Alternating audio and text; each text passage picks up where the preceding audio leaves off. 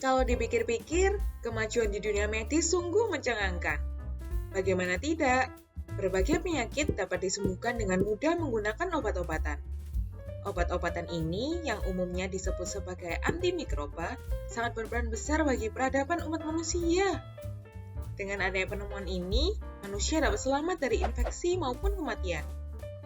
Namun, akibat antimikroba, diperkirakan bahwa di tahun 2050 nanti terdapat kasus kematian sebanyak 10 miliar.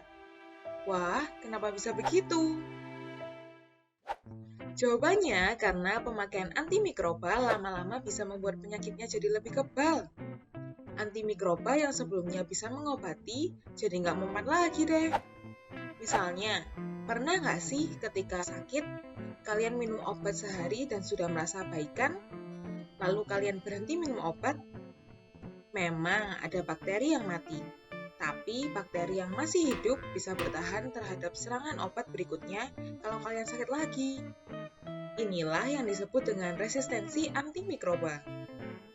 Kekebalan penyakit terjadi ketika mikroba seperti bakteri, virus, jamur, atau parasit menjadi kuat untuk bertahan dari serangan obat-obatan yang kalian konsumsi.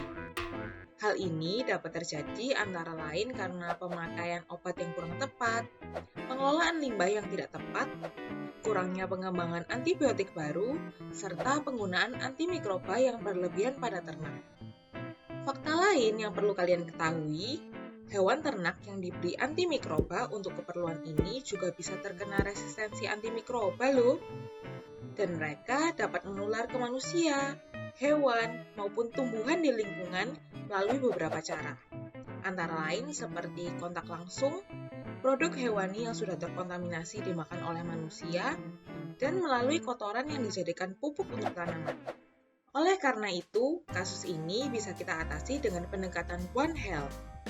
One Health adalah pendekatan untuk menyeimbangkan dan mengoptimalkan kesehatan manusia, hewan, tumbuhan, dan lingkungan secara berkelanjutan karena satu sama lain saling terkait dan bergantung.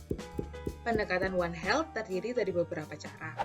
Contohnya, di salah satu peternakan ini, di mana pada waktu itu penggunaan antibiotik sudah dilarang di peternakan.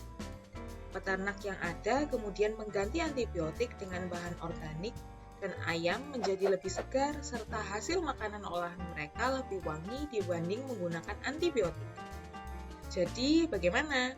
Masih mau menggunakan antimikroba dengan cara yang salah atau secara berlebihan? Yuk, gunakan antimikroba dengan bijak dan bertanggung jawab.